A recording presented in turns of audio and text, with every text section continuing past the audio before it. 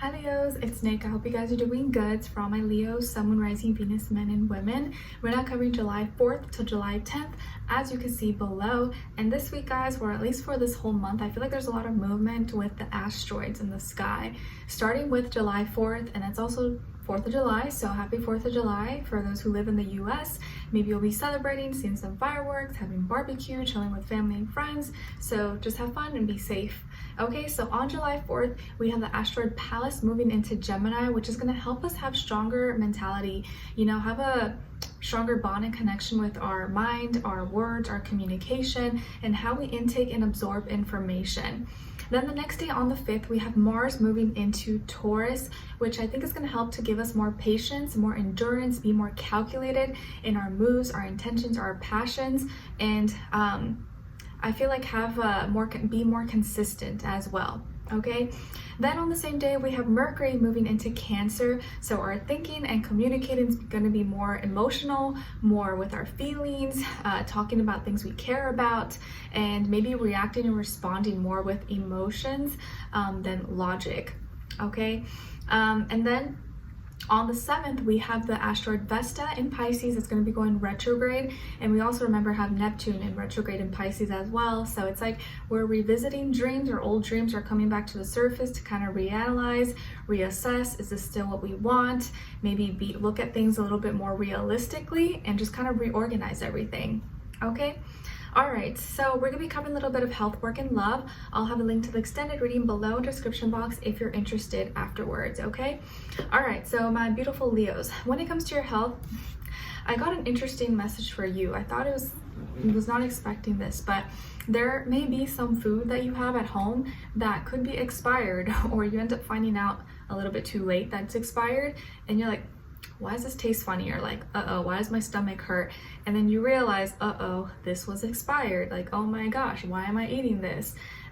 And you had no idea. And then you find yourself Googling, will I die if I drink expired milk, or whatever it is that you have. So take a second look, maybe look through your stuff this week, and you may have some things like that, or you accidentally bought those expired, or you just kind of forgot about it, and then you drink it or you eat it and you're like, oh my gosh, it tastes disgusting, or you get sick, or it tastes kind of stale.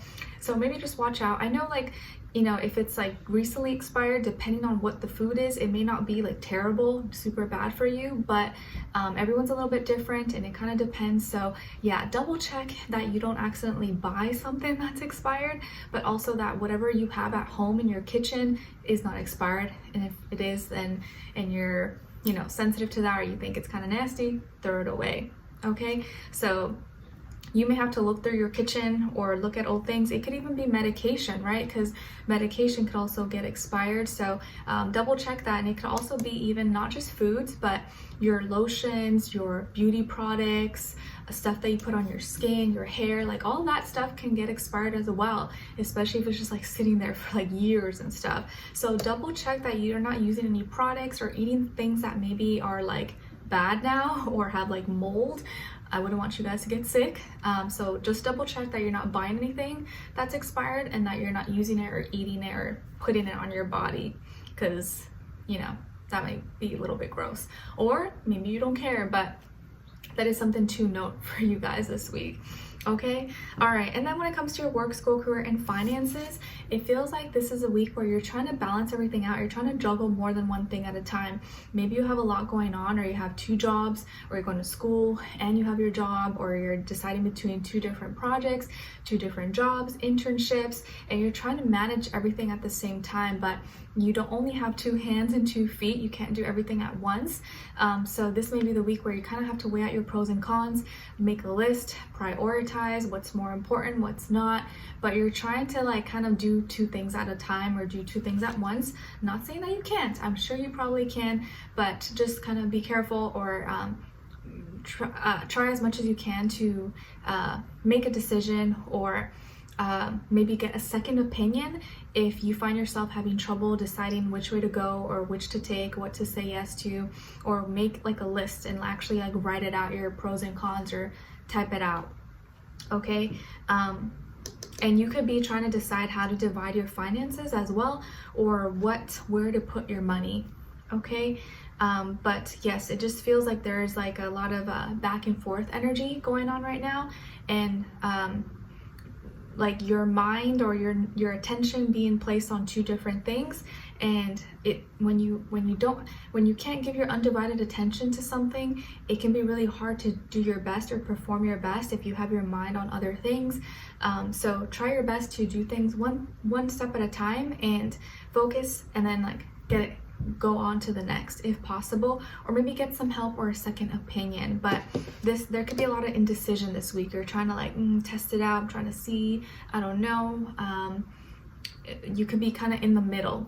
Okay, all right. And then when it comes to your love, relationships, and dating, on your side we have Temperance, Awakening, and the Moon. All right, so some of you can have Sagittarius and or Pisces somewhere in your chart.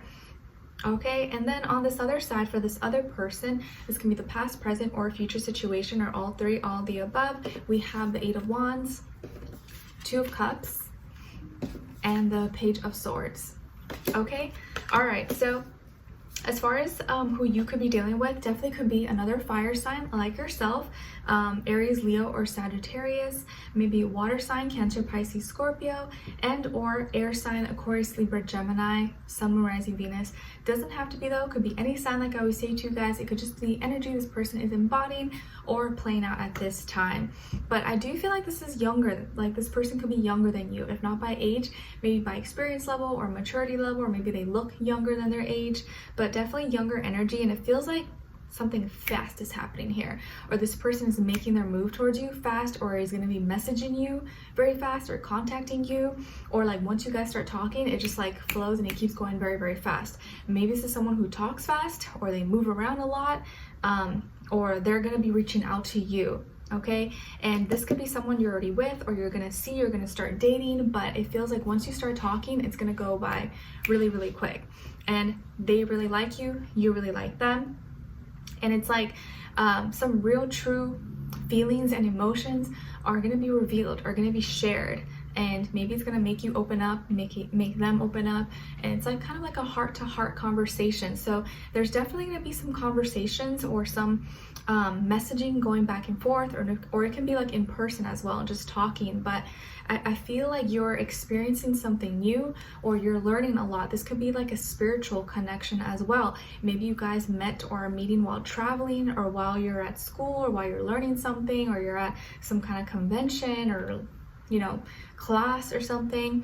But I feel like there is like you're very positive and optimistic about this, and it's just like the vibes, you feel good vibes around this person and with them, and you really are open-minded, like you feel like you can be yourself, talk about anything, and it just feels like you're realizing a lot this week. This is a week where you're coming into a lot of maybe different experiences that are making you realize and like giving you aha moments, and real true feelings that maybe you usually wouldn't feel that comfortable talking about, expressing, are coming out, or how you really feel. And I feel like this person has been asking questions, or is going to be asking you a lot of questions, because they're curious about you. They want to know more about you, and they've been lurking, they've been spying, snooping, stalking you, stalking your social media, Facebook, Instagram, TikTok, Snapchat, whatever it is that you have. I feel like they're just like curious and want to know everything about you. And I think that you don't mind. You're an open book, and you don't mind sharing with them, because I feel like they're very sincere, and you can tell that they're, you know, they don't have ulterior motives. They really are sincere with you. There's a natural bond and natural chemistry and like emotional connection you guys have with each other that's really organic. It just flows really well, and you're able to just like be yourself and talk. And I think inevitably you're gonna just want to open up and tell them how you feel, because they are very consistent with you. They're gonna be showing you a lot of attention, affection, and it's like there's a lot of feelings here being shared with each other. Of course, Cancer season, you can't run away from your feelings, but it feels like in this case it's really good. Okay, like you are opening up, they're asking questions, they're curious, they make you feel comfortable, you open up, and it just feels like really organic. It just flows really beautifully.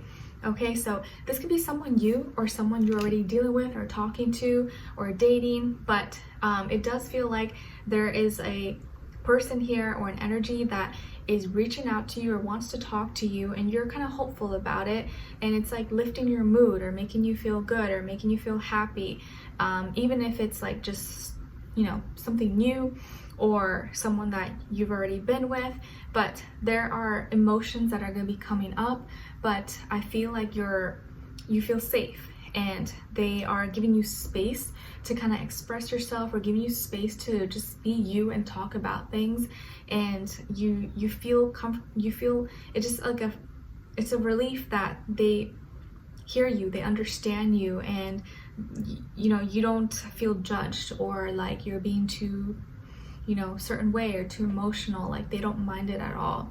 Okay, so someone here may message you, contact you, but with good intentions, wants to hear, wants to know what's going on with you, and maybe this is a date or maybe someone you're already with, and you just like how the conversations flows, and you end up opening up, or you end up telling them something or sharing something really intimate or personal to you, but you don't feel like, you feel totally okay with it, like you can trust them, and just their energy makes you, it's very comforting for you.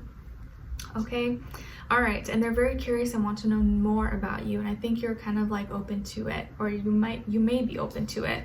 So let's continue on and extended to get more information, see where their energy is at, what are they thinking, what are they feeling when it comes to you, what they don't want you to know that maybe you should know, and what their next action move will be towards you, and also your advice. Okay, so we'll continue on and extended. Link will be below. Hopefully I'll see you guys there. If not, I'll see you for our next reading. Take care. Bye.